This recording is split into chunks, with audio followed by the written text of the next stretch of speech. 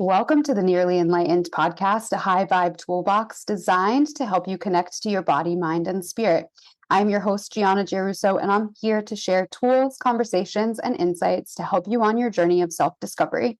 This podcast is all about exploring what it means to live a conscious, connected, and nearly enlightened life, because the truth is, the answers aren't outside of us, they already lie within. Today, I am joined by Nearly Enlightened Podcast vet, Kat Parks. And we have something so exciting to talk about. I think the last time you were on, we talked about, I think it was your first round or second round of base yoga freedom. And today we kind of want to dive deeper into that topic. So if you haven't listened to an episode with Kat before, go back, listen to some of our past episodes, and then come back and listen to this. So we live in a culture that tells women aging is something to fix. Botox parties have become normal. Preventative Botox is marketed to younger and younger women than ever before, and many women feel pressure to preserve a vision of themselves that may no longer exist. Today, we're exploring a different conversation, one about natural beauty, informed consent, identity, and what it means to age while staying connected to our vitality and femininity. And I think this is such a perfect episode at the tail end of my 34th year, coming to my 35th. I love that. I'm so happy to be here and happy early birthday. The last time that we talked was also right before your birthday, and we were talking about celebrating birthdays, celebrating aging, and embracing ourselves for who we are, because that's what we talk about. That is what we talk about. And one thing that we wanted to talk about was something that we came across recently from somebody that is adjacent to us, and they were doing yoga and Botox parties. And I sent it to you, and I was kind of like, oh my God, this is where we're at. I thought we reached a crescendo when we were mixing yoga and booze to get people to come in, the yoga and wine thing. I mean, I taught yoga out of vineyard, so I can't really say, but mixing these things seems so counterintuitive. Yeah, they are absolutely two opposite ends of a spectrum. One of these things, yoga, is bringing us more awareness, blood flow, movement of our muscles, consciousness, confidence. And the other of these, Botox, is paralyzing our muscles, decreasing blood flow, decreasing lymphatic drainage, and trying to force us to be something that we're not. And I don't have a problem with people who want to do both yoga and Botox, but a leader who is in the yoga sphere shouldn't be saying that these two things go together or naturally complement each other or are the perfect pairing. And that was what really got me about that post that you shared with me. Definitely got me jazzed up, definitely jazzed up the comments with some of my Instagram acquaintances who went hard talking about how really these things don't align. It bothers me that we live in this state of the world where we can say that these things go together when they absolutely do not.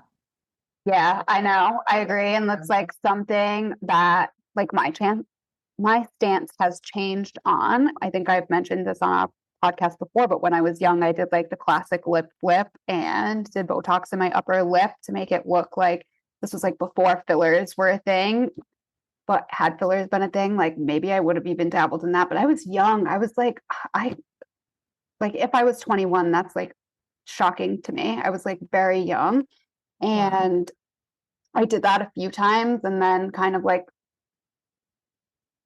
took more of the yogic path and started to look at the things that I was doing. And even now I see it, there's different layers of it. I have talked about this before where I was big into filters, and then I was realizing, and I think we've talked about this before, I was realizing that I completely distorted the view of my face to the point where I was looking in the mirror and I was like, that's not what I look like, because these filters just make you look so symmetrical and so beautiful and so plump. And I think I was getting addicted to that look. So I really try very hard now not to put any filters or do anything crazy to any of my content.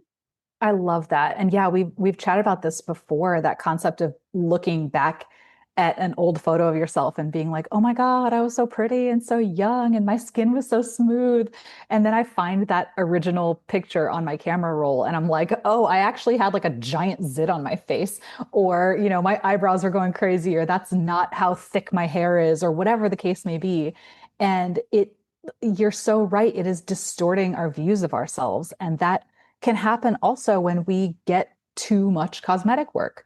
Is that if you constantly think that, like, oh, my forehead is perfectly glassy smooth and, my lips are this big, then we see ourselves that way. Then we keep asking our esthetician for one more vial of lip filler, one more vial of Botox, one more, one more, one more. And then you don't look anything like you used to anymore. And that honestly to me is tragic, because I think that we should feel confident in embracing our natural beauty.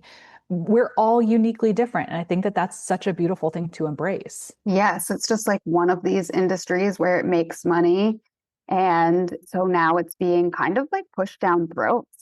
Yeah, it's literally everywhere. And I feel like I've been seeing also lately some more influencers sharing their injection stories, or not even stories, just trying to get you to buy shit. And it comes down to the fact that they're being paid by the pharmaceutical company. And hey, we'll give you free Botox if you talk about it on your page. And what makes me sad is that people then aren't getting that proper informed consent to say that, like, hey, some bad stuff can happen if you're doing this. They're just saying, like, oh my God, whoever is so pretty, I just want to look like her. So let me go do all the things that she's doing. And then one of the tropes that I love is like, oh, well, I need it for my TMJ or I need it for my chronic migraines. And it's like, no, you have been sold a Band-Aid at best, Yeah. a Yeah. Band-Aid that's probably doing more harm than good. Yeah. You can't see my eye roll since we're not on a video podcast, but as soon as you said that, I had a really big eye roll, because that was something that one of the people in the comments on this yoga and Botox parties like came at me like, oh, but I love Botox for my masseters and my migraines. And it's like, okay, well, and again, okay, first of all, huge disclaimer, no shade at anyone. We're being real, we're being nearly enlightened. I'm a face yoga teacher. I'm here to help people embrace their natural beauty without the filters, the fixes, or forcing themselves into someone else's standard of beauty. But we need to be able to figure out why you're getting so many migraines. Girl, there's a reason. Are you eating the wrong things, drinking the wrong things? Do you need to like take a supplement? Do you need to just like calm the fuck down? Do you There's work 12 hours a day under fluorescent lighting? Oh my God, I get migraines, literally. So like, let's look deeper than that, than just trying to paralyze our face and say that this is helping us. And like you were saying, this concept of maybe more damage is being created.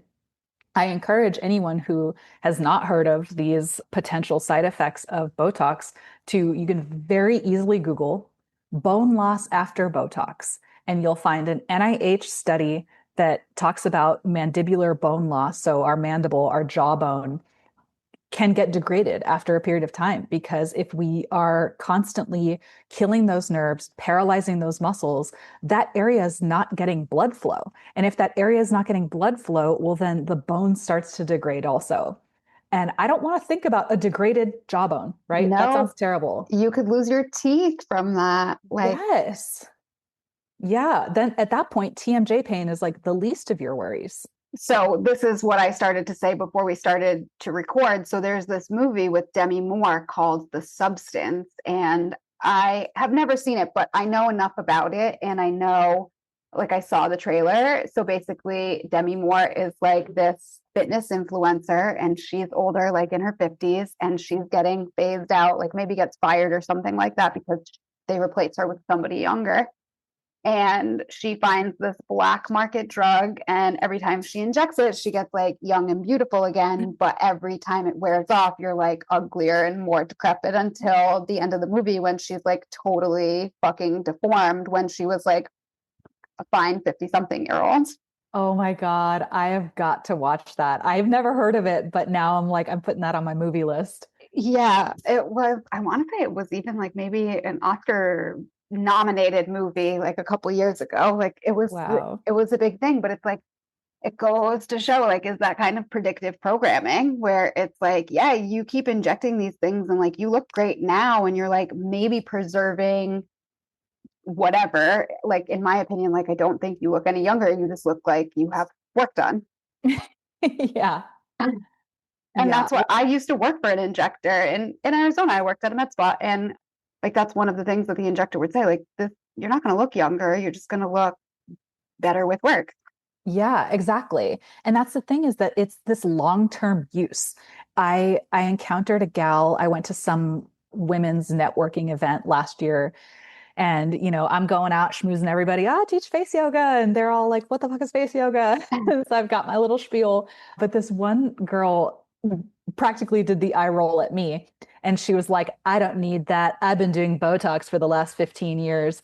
And this woman looked ill. Like her skin was dull and almost Thin. like transparent. Don't you find it gets like thin? Like It people's does. foreheads look like I don't know how to describe it, but it looks thin. Like the skin Yeah, looks thin. it is. And I don't know the exact scientific mechanism of that, but it does start to thin your skin.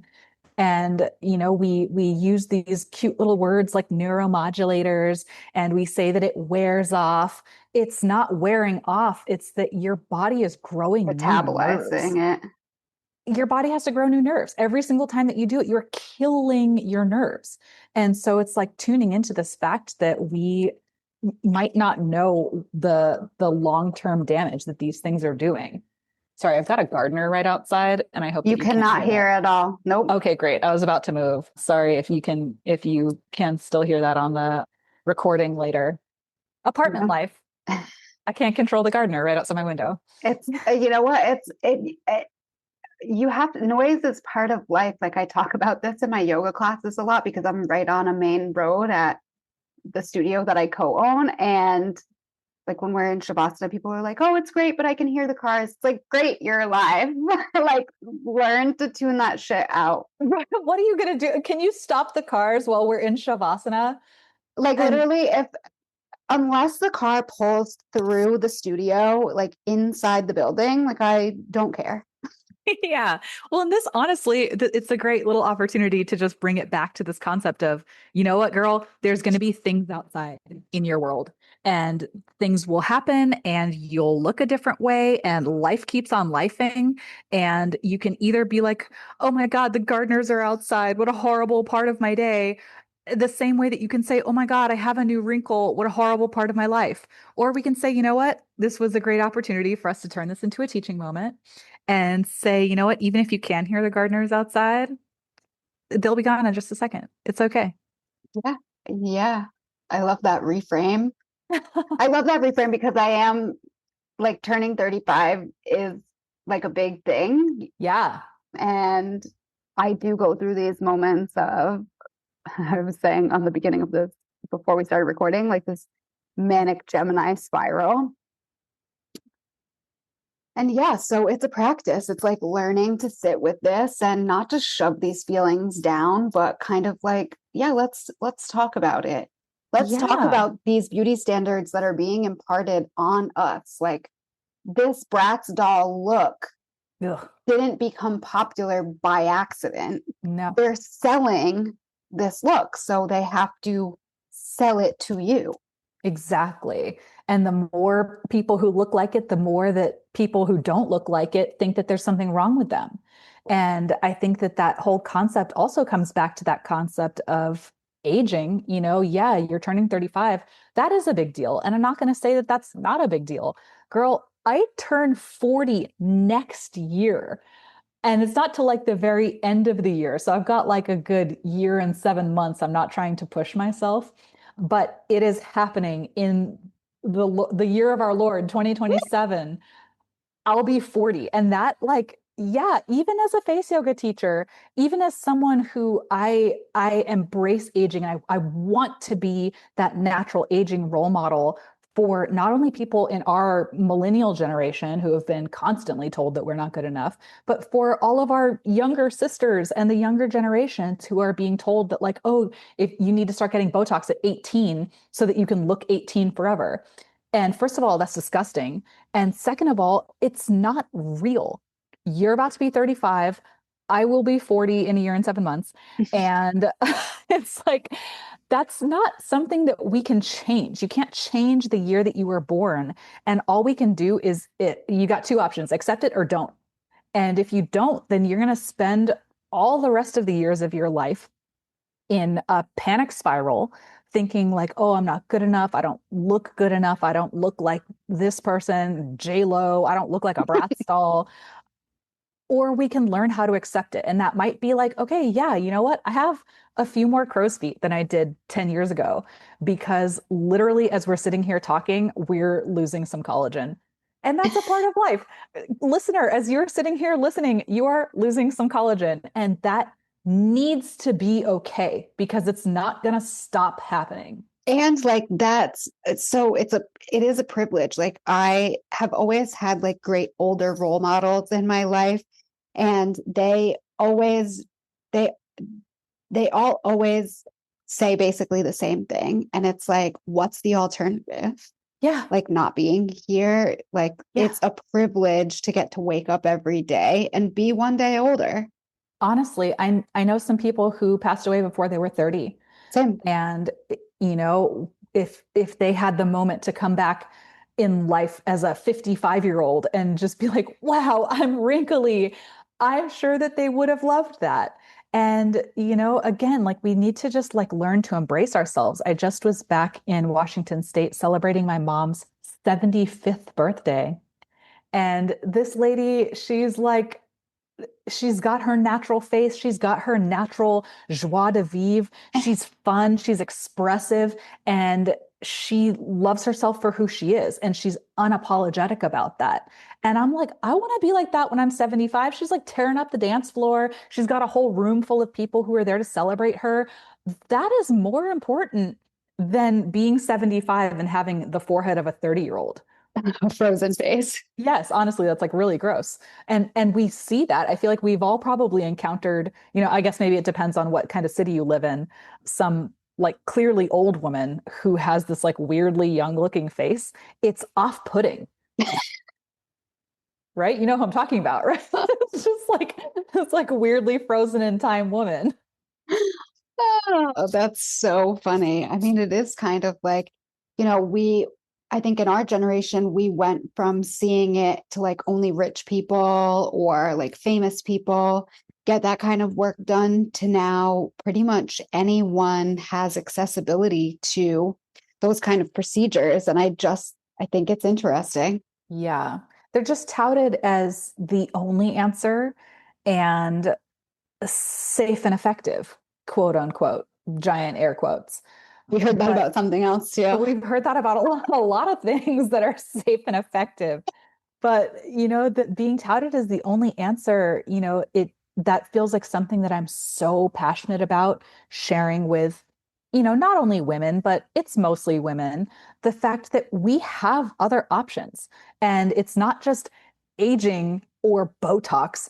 What I teach through my program, Find Your Face Freedom, is really embracing who we are and where we are and when we are, discovering deeper awareness of our facial habits and our whole lives that we've lived up to this point, and then practicing face yoga where we can increase blood flow, increase that collagen that we're losing right now, find some more power in our own faces. And that's the thing. Like I've had some gals come through my program who thought that like, oh, my face is just like this. This is just aging. My mouth corners are turning down.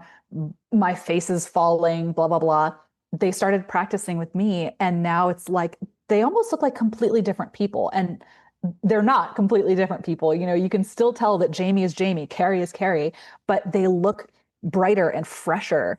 And you have options. We have all of these options, and they're literally at our fingertips because you can use your fingertips to practice some of these practices, Yes. And release some tension. most of us have like a multi-step skincare routine. So it's Yeah. like you're already doing these things. So yeah, why not add intentional lymphatic massage instead of just slapping on your nighttime face cream? Exactly. And even in that vein, are we literally slapping on our nighttime face I cream and am. like rubbing it in super hard?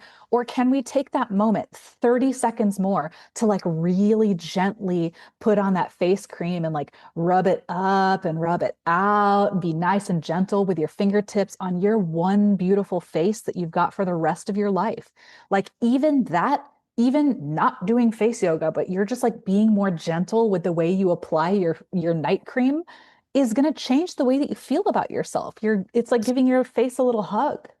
Yes. And I love that it's not like, oh, this extra thing that I have to do so that I don't get Botox. It's like just adding these extra 30 seconds to something you already do. Exactly. And I think that just the less that we can become obsessed with it, the better. And that's why the program's called Find Your Face Freedom. And I say that to folks, it's more about the freedom than it is about your face. Yes, it's about your face. Yes, we're here. Yes, we want to look pretty. There's nothing wrong with wanting to look pretty, wanting to be beautiful, wanting to look like the best version of yourself. There's nothing wrong with that. But it's about the freedom.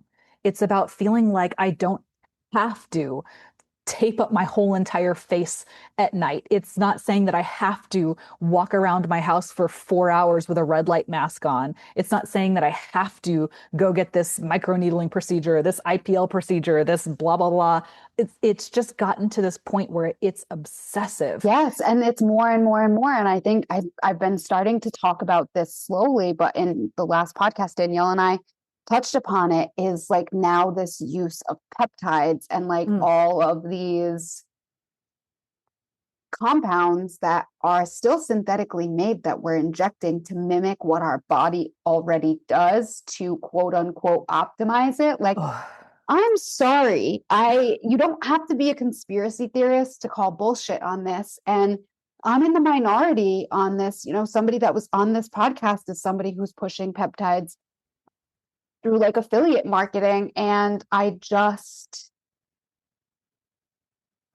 don't know. Again, like these long-term safety studies, and yeah, I just don't know. I just don't know. And I'm not anti-peptide. I Yeah. take a collagen peptide. Yeah. I I I don't feel inject you. it, but I, Yeah, I I feel you. I actually had this conversation with my husband yesterday. He's a natural health doc. And I was like, I just don't trust it. And thank you. I Thank just don't you. trust it. There's something about it that just feels like icky to It's me. coming from the same big pharmaceutical companies Yeah. that we already don't trust. Yeah. So why are we all forgetting about that and like, oh yeah, give me these injections that I can literally go to CVS and inject myself. Oh God. Yeah, that Like, scares the crap out of me. And same, that it's the weird. concept of the long-term studies, like that's a big deal. And like even something like Botox, it was around for 20 years before it got the FDA black box warning on it. And for those of you who don't know what that is, the FDA's black box warning is the most significant warning that they can put on drugs, which is basically to warn of potential horrific side effects. The one on the Botox label says possibility of toxin spread, which is botulism. Just throwing that out there. The toxin spread of botulinum toxin is botulism. But it took 20 years of people having seizures or, this crossing the blood-brain barrier or, Face paralysis. yes, even other kinds of paralysis, bladder paralysis. Imagine feeling like you have to pee and you can't because your bladder's paralyzed. Like that shit happens to people, and it happened to people for 20 years without it being told to the consumers. And now still it's not being told to the consumers because you're No. saying, come to my fucking yoga and Botox party. Yeah. So Yeah. We've that made bitch it made me really mad. like it's become so normalized that we're not even thinking twice about it. Yeah, it's too easy. Yeah. And I Yeah. mean, it goes back to like, when these big pharmaceutical companies are making money doing this, it's a multiple billion-dollar industry. Yeah. Oh Like yeah. I they're think I not saw just going to something. stop. Yeah. I think I saw something the other day that the beauty industry is like $100 billion. That feels correct. Yeah, it's outrageous. It is. I mean, I know the numbers that we used to do years ago at a small little med spa in a strip mall in Yeah, Arizona. So yeah, I bet. it's crazy shit.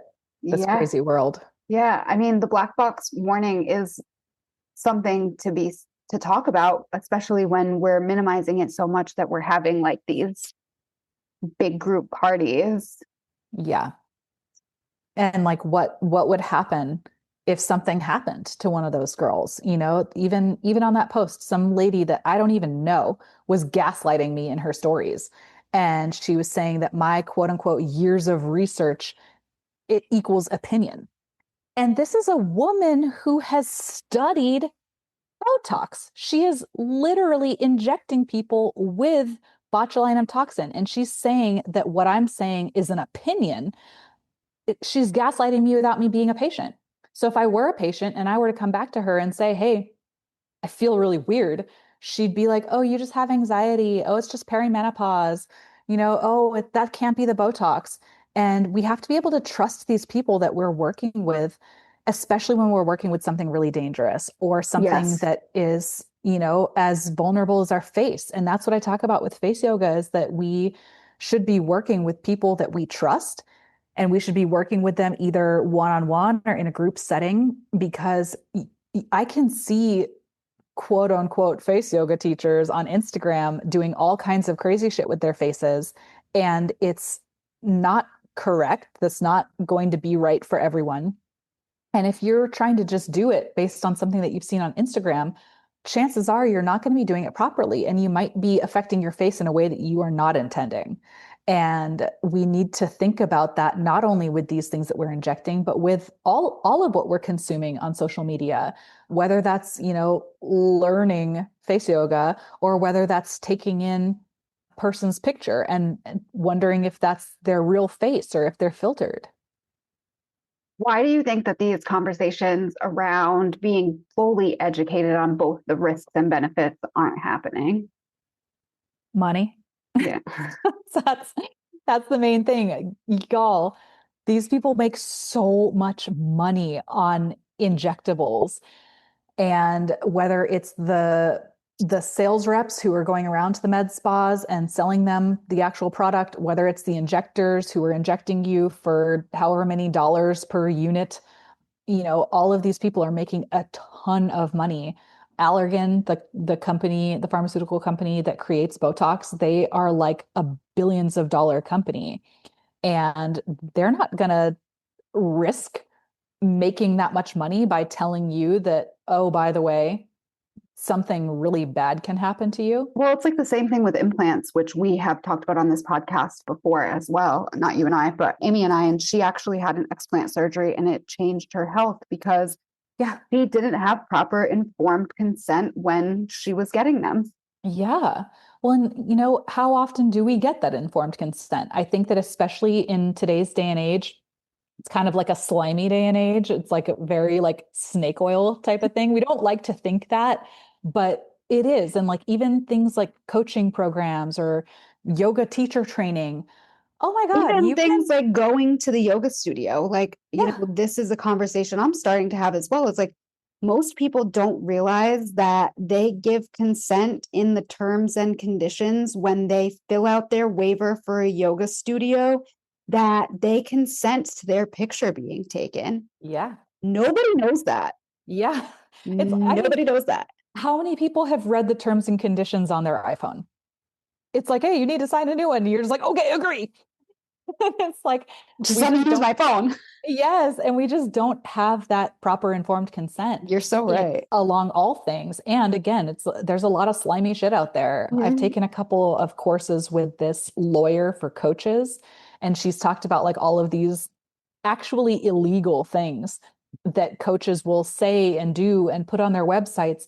And it's like, if you're promising a guaranteed transformation and you're saying this is a life-changing program and I guarantee that you'll have these results that Sarah got, you actually can't do that. And I think that it's very easy to do that. It's very easy to use your very best befores and afters. It's very easy to say, oh, well, this is my best testimonial, and then run it through Chat GPT and have it turn into something even better than that. That's illegal. And so I think that also just coming back to that concept of trust, we need to be able to trust our injectors. We need to be able to trust our estheticians. We need to be able to trust our face yoga teachers, our yoga teachers, our coaches.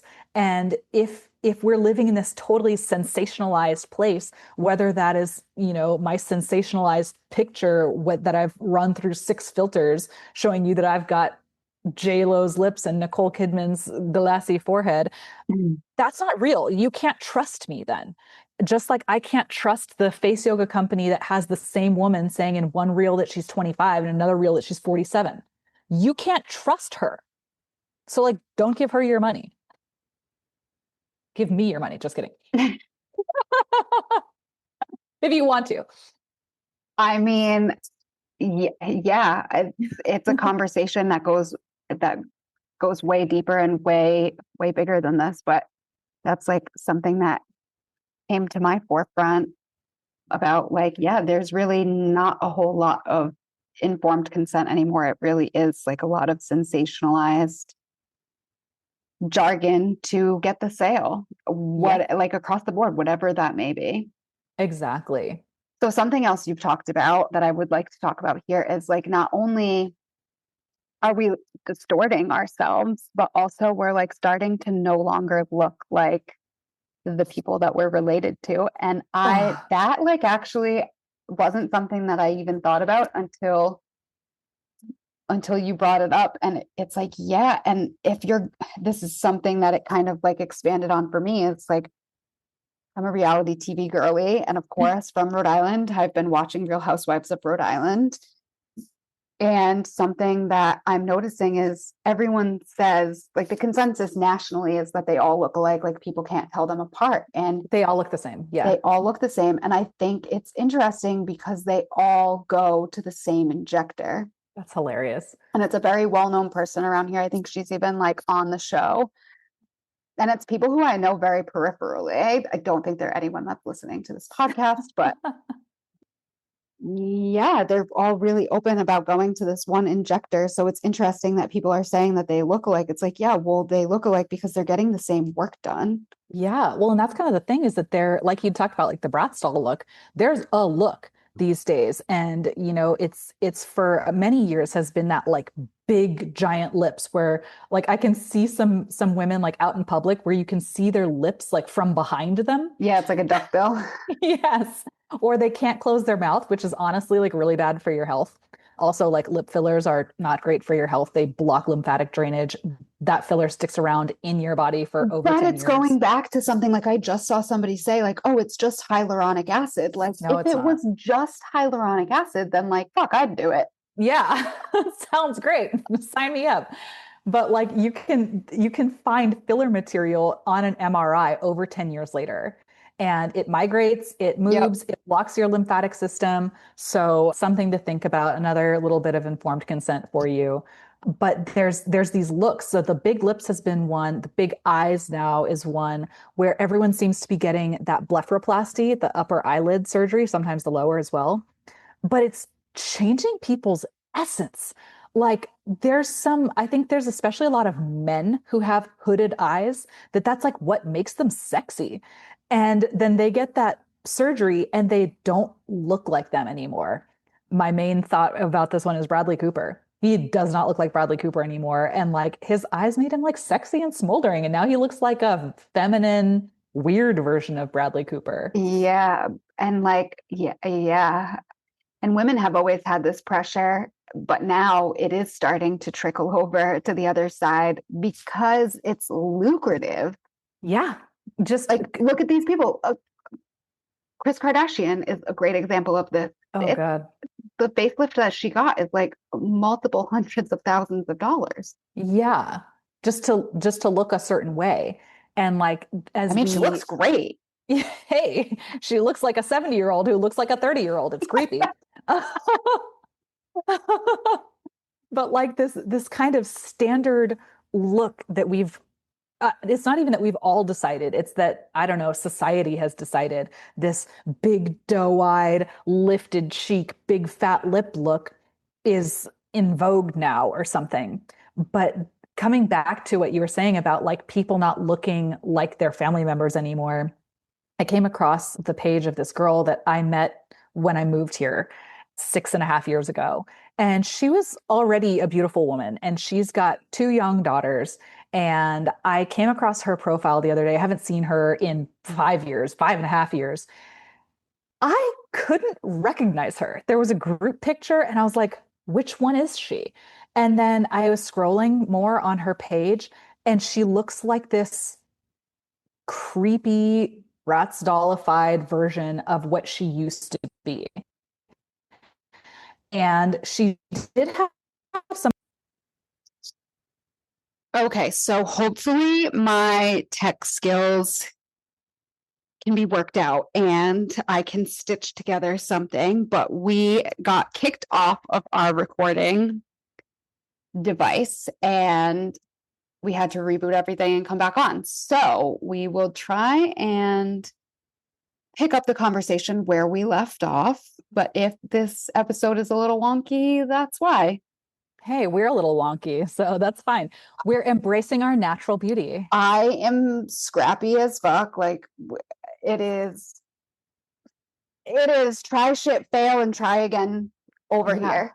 Well, hey, you know what? Your business name is Nearly Enlightened, and mine is Be Easy. So like we're doing both of them. We're like nearly there. We're being easy. It's fine. And we're It's fine. enlightened enough to not have this be a day ruiner. Yes, We're and I love it. I think I know a good place where we can jump in. I have a question for you. So, like when we begin erasing these features that make us all unique, like what are we really losing? Our humanity, honestly. I feel like when I see some like influencers or celebrities, they almost look like dead in the eyes, soulless. I feel like we're just losing our humanity as we try to make ourselves into either something that we're not or some version of something that our society has determined is the best thing. And, before we kind of got kicked off, I was sharing that there was this gal that I met about 6.5 years ago who was a beautiful woman. She has two young daughters. And I came across her profile again the other day on Instagram. I haven't seen her for probably 5.5 years. And I couldn't pick her out of a group picture. She looked like a completely different person. I started scrolling the rest of her page, and she looked just like a Bratz dollified version of herself. And she did have a couple pictures of her daughters. They're like 10 and 13 or something like that. And it made me so sad to think about the fact that not only do these girls no longer look like their mom, like at all, but that they are getting this messaging that this is the only way to be. That in order to love yourself, you need to paralyze your face. In order to love yourself, you need to overfill your lips. In order to love yourself, you need to spend an hour a day on makeup. And I think, especially when we have children, we need to be aware of this, and neither of you or I have children. I'm specifically child free by choice. My cats aren't asking me why I'm putting on makeup today. I'm not worrying if they're like getting some weird messaging, but especially if we have, these younger folks living in our houses, what are you teaching the children? That this is the only way to love yourself? Or are you constantly berating what you look like or your face or your body? Kids take these things in. And I think especially these daughters, like it honestly breaks my heart because I even think about the concept of like neither of them will ever be able to say like, oh, I've got my mom's eyes. I've got my mom's lips. Like you don't even know what she looks like anymore. And they won't because she's gonna look different from now until the rest of forever because of what she's done already. So I feel like, and she's lost what makes her unique. And I think that the more that we keep trying to fit ourselves into this box that society has deemed appropriate, we're losing what makes us us. And that could be something like our appearance, or that could be something like our attitude or how we move through the world. Society says that this is okay, so you can't do that. And I think that you and I are here to like shake that shit up because that's not what we're about. Yes. And one of the things that I love about you is you're very honest, just like I am, about being a student of this work first. Yes. And so that brings me to my next question is, have there been moments in your own life where you've struggled with these changes in your appearance? Yeah, definitely. Just I think it was a round or two ago of my program, Find Your Face Freedom. I had this question where I asked folks, who is your natural aging role model? And I love that question so much. And it's also one of the hardest questions to answer Yeah, because, like, because who there's is not aging many. naturally? There's not many. Someone has said, like, her mom, and I'm like, oh, that's so sweet. But it's like, especially if we think about celebrities and stuff like that, there's hardly any. And I shared in the group at that point that, I feel like my most youthful beauty is behind me. I'm 38 and almost a half, and I think I'm beautiful, but maybe I'm not as youthfully beautiful as I was at 27. And that just has to be something that, again, I either accept or I don't. And I can't be 27 again. You literally can't turn back the clock. So my only option is to accept myself. And one of these days, I'm going to be 47 and I'll look back on this time and be like, oh my God, I was so youthfully beautiful. So it's like, you're always going to be young and beautiful to an older version of yourself. And that older version of yourself would fucking wish to have your skin at 38.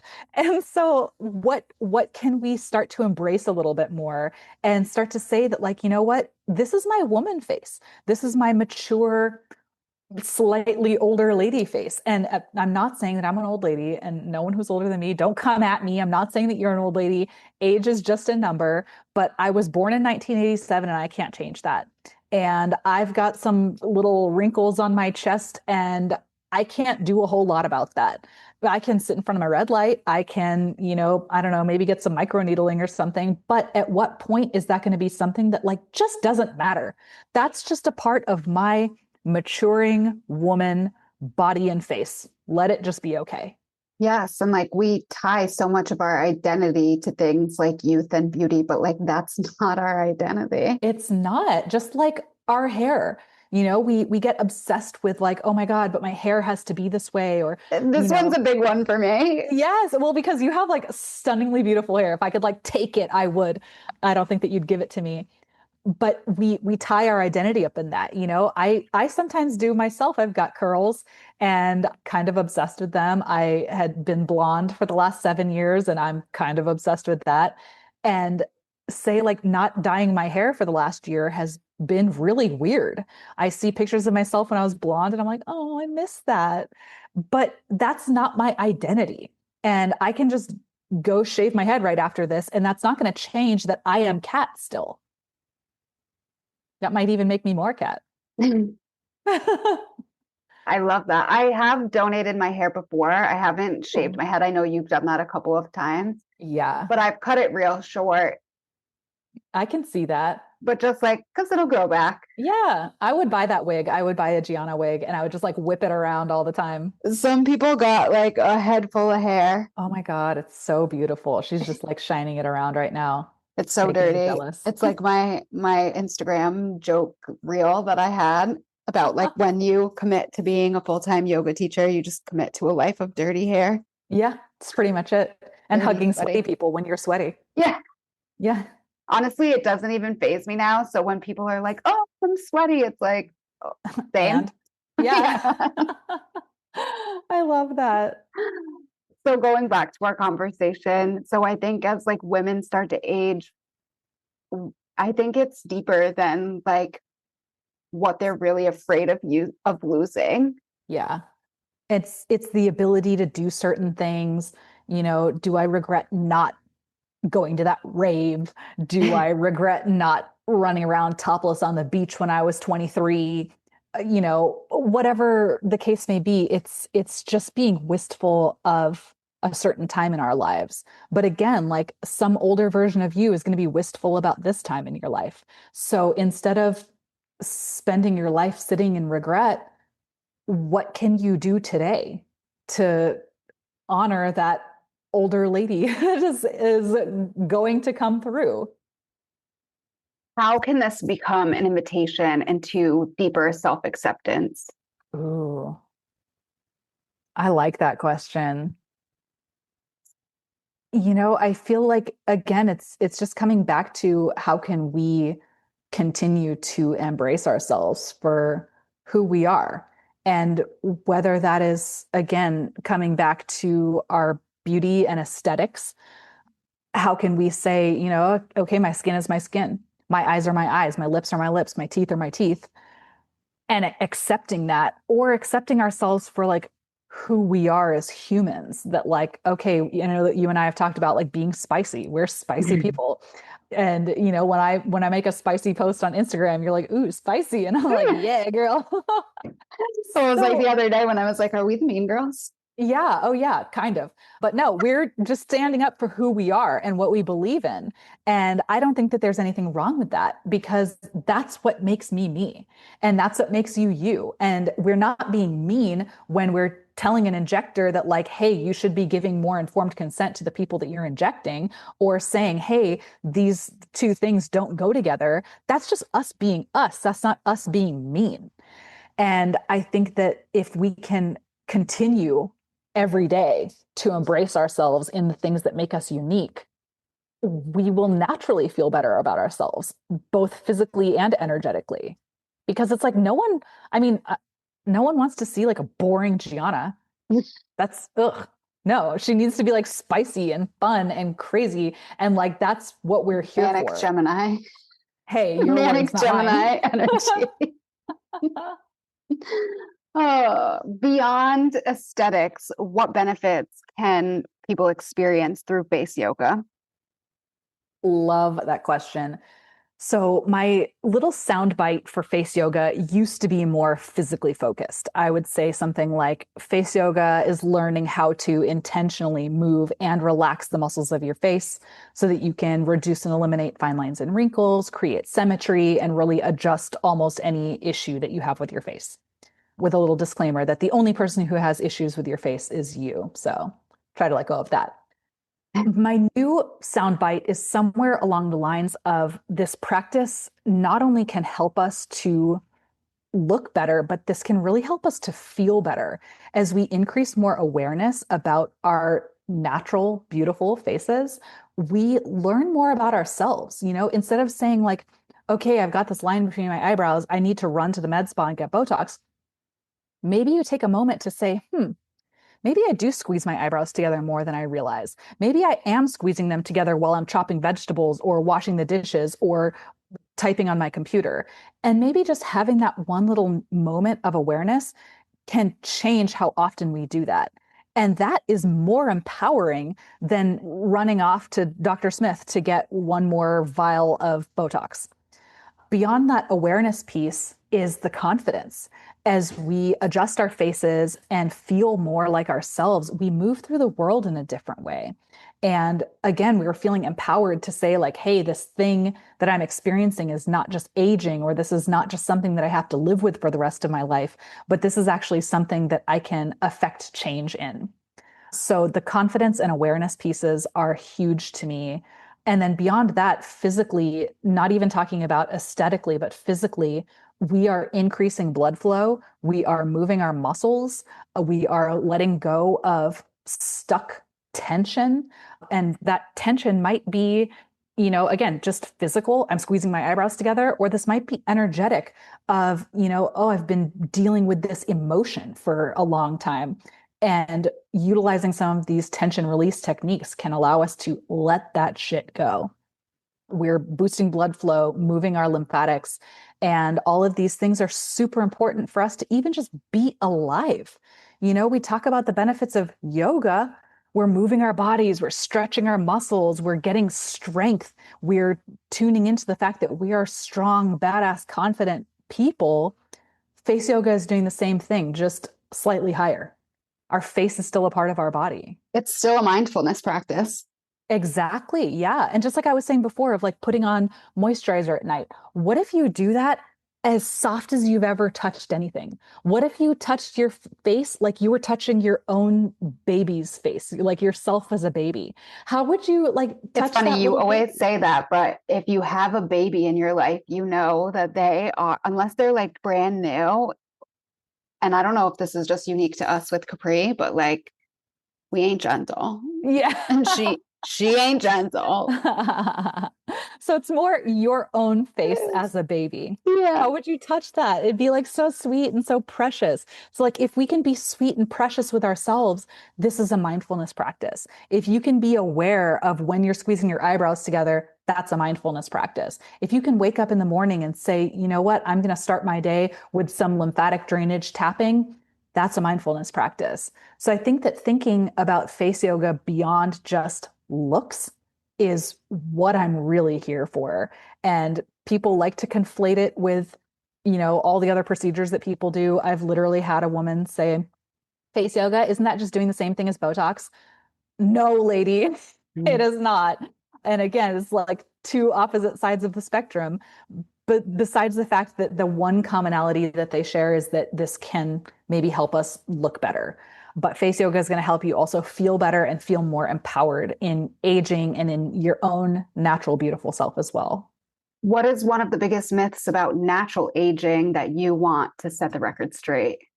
Ooh. Hmm. A part of me wants to say that it's a choice I mean, because, yeah. like, yeah, today I am one day older than I was yesterday. I am aging, and so are you. And so are you, listener. And I think that we talk about this concept of like anti-aging, which to me just says anti-life because you're aging. You're aging.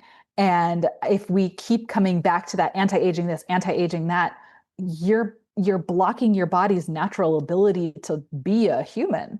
You And also have to think about it on an energetic level. yes, Like if you're yes. constantly telling yourself that you're not aging, like maybe Yeah, you won't live long enough to age. exactly. So I think that the anti-aging, just that word in general, is Gives probably you the my ick. biggest myth. Yeah.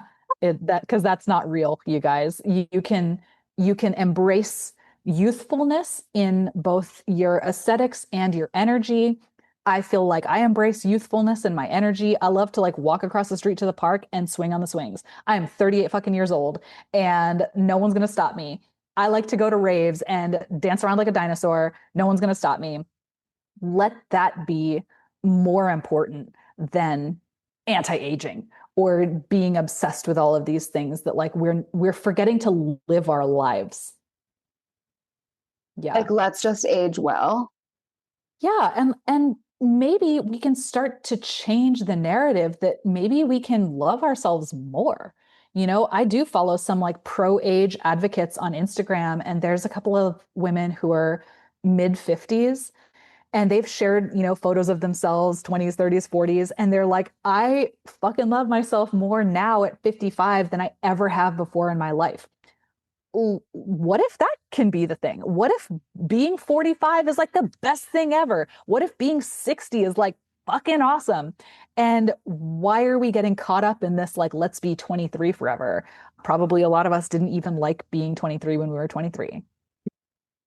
I didn't. 28 was my favorite age. Oh, I like that. You got a specific one. Oh, yeah, I do. It was the year I moved to Arizona. Oh, It was so a you very good one. met. I know. See, that's why it was so good. So good. People who say you can't meet friends later in life, lies. Yeah, I love that. So if you have a lot of offerings and you I have a lot do. of new offerings coming up. So talk to us a little bit about that. Amazing. So, this is the first moment that I'm sharing this publicly or at all. I've got this brand new free guide that I've been working on for quite some time. It is officially called Top 5 Things Cosmetic Injectors Don't Tell You, Oh, or low key, my no tox guide. This is a 37-page guide that goes into the top 5 things that cosmetic injectors don't tell you. It is not opinion. you Contrary to know, belief. contrary to the belief of injectors. But this is a researched book of facts. I actually even have an index at the very back where you can even click on the specific studies if you want to read them. And no, they are not just like a People magazine article.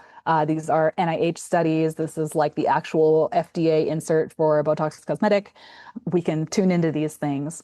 Not only are these little facts nuggets about Botox that probably a lot of people have not heard about before because we live in a world of not much informed consent, but there are also some techniques in there of what you can do instead.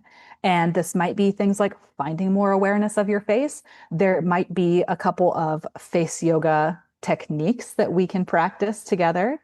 And I've got a whole section of resources. If you dug the guide and you want to dive deeper, I've got some podcasts that other people have been on. I've got a book that someone wrote, a couple of Instagram accounts that you can follow, as well as, like I said, a whole references section if you like really want to dive deep in. But I'm crazy excited about that. You can find it at my website, beeasy.life/no talks. I'm like, yeah, crazy over the moon excited about that. Please go get that guide. It is free. You can download it and unsubscribe if you want to, or, keep on keeping on, hang out with me and keep learning more about this thing that is ubiquitous and not talked about rationally enough. The other thing that I've got coming up just in about 3 short weeks is a free webinar. This will be not so focused on Botox, but focused on face yoga, the importance of it, why we do it, what we can utilize it for.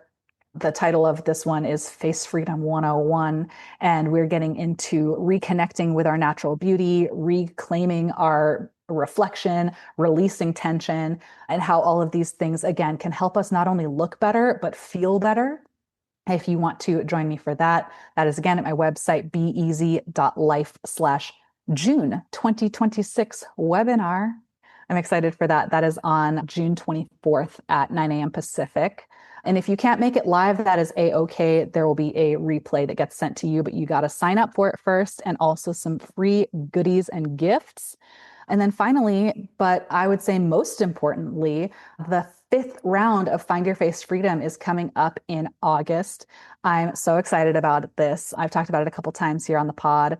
Find Your Face Freedom is my 12-week signature program that really empowers women to feel confident in embracing their natural beauty and not feeling like they have to constantly filter, or fix their faces to fit some crazy standard of beauty, because we all look different and we should be celebrating that fact rather than ignoring that or trying to erase ourselves. So if you want to learn more about my program, you can find that at findyourfacefreedom.com. Gianna's been a part of it a couple times. How do you like it? I'm going to interview you now. I love the little tools that I learn. I have not been consistent. So maybe the 5th round is the round that I finally fucking see it through. Yes, I would love that. I am like that too. And here's the thing. We are constantly in progress. We are works in progress. And who you are now is not who you will be forever. And we can continually learn how to update our routines, incorporate some more healthy habits into our lives. We can always learn how to do new things. I've had a friend take the course with me. Now, this is her 3rd round, and she's on almost every single live call. And sometimes I'm like, oh my God, she's getting so bored. We've already done this thing. And she tells me that every time she learns something new. And she said it's basically like watching a movie with a bunch of subplots, and then you kind of tune into something different each time. And it might be something that is speaking to you today and not tomorrow, or vice versa. But this gives us an opportunity to, again, come back to the freedom. Because yeah, I want you to look pretty. And I think that that's okay to want to look pretty and want to be beautiful. But more importantly, I want everyone to find their freedom from society's insane beauty standards and culture telling you, or you telling yourself, that you're not good enough. Because listener, you are beautiful, you are magical, you are unique, you are different than everyone else on the planet. Even if you're an identical twin, you are different than that person. And I think that we should be embracing that, not destroying that. Yeah, I agree. I agree, because that's a whole other conversation we can get into about like conspiracies and transhumanism, but that might be for Ooh, a different podcast. I love that.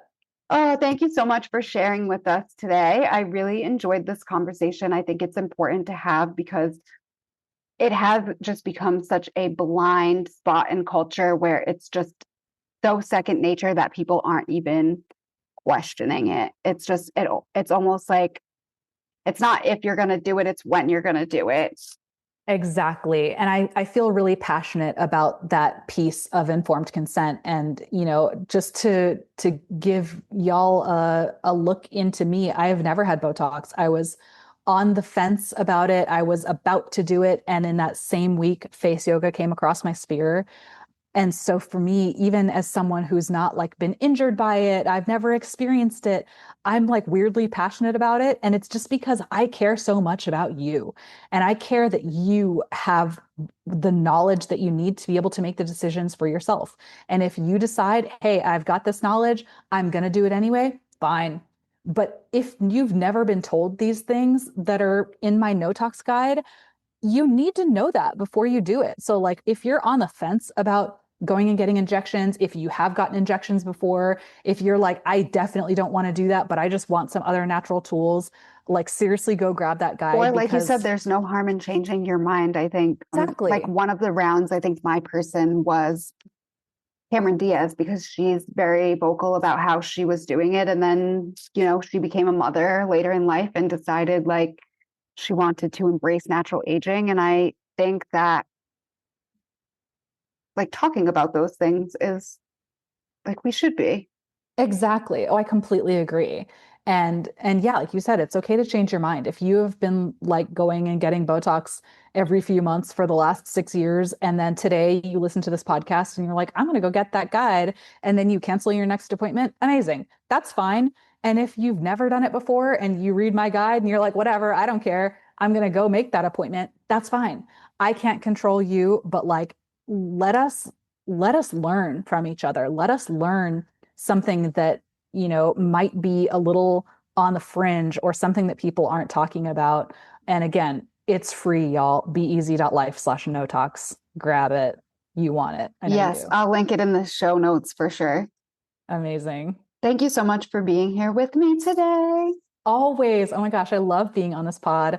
I love when we get spicy and we talk about I know, I just needed to people on chit chat with my Instagram. girl. Yes, it's so great. And we talk about filters, we talk about tits out, and we talk about astrology.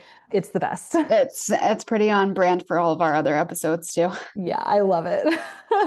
Well, thank you so much for tuning into today's episode of the Nearly Enlightened podcast. If this conversation resonated with you, I would love it if you shared it, left a review, or reached out to me and let me know your thoughts. And if you're looking for more ways to deepen your connection to body, mind, and spirit, check out my Meditate to Elevate guided meditation portal or visit nearlyenlightened.com for more resources. Until next time, stay curious, stay connected, and remember the answers already lie within.